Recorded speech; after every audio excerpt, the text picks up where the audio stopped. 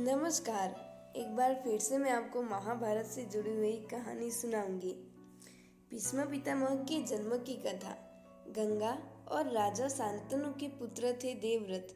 महाभारत में भीष्म पितामह महत्वपूर्ण पात्रों में से एक थे। वे आजीवन ब्रह्मचारी रहे और हस्तिनापुर की सेवा में लगे रहे। उनके पिता राजा शांतनु थे।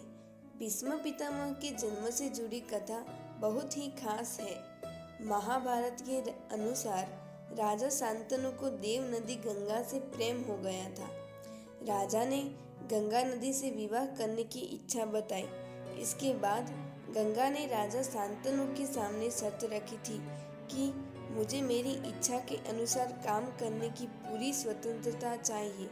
जिस दिन आप मुझे किसी बात के लिए रोकोगे, मैं आपको छोड़कर चली जाऊंगी। शांतनु ने गंगा की ये शर्त मान ली। इसके बाद दोनों ने विवाह कर लिया। विवाह के बाद गंगा जब भी किसी संतान को जन्म देती, वह संतान को तुरंत नदी में बहा देती थी।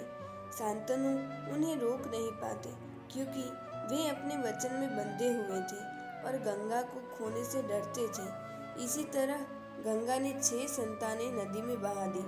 जब 7वीं संतान को भी गंगा नदी में बहाने जाने लगी तो शांतनु का सब्र टूट गया। उनसे रहा नहीं गया।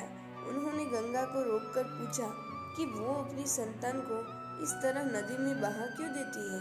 गंगा ने शांतनु से कहा कि राजन, आज आपने संतान के लिए मेरी शर्त को तोड़ दिया है।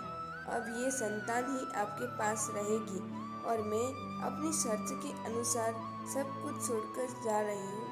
शांतनु ने अपनी संतान को बचा लिया, लेकिन उसे अच्छी शिक्षा के लिए कुछ सालों के लिए गंगा के साथ ही छोड़ दिया।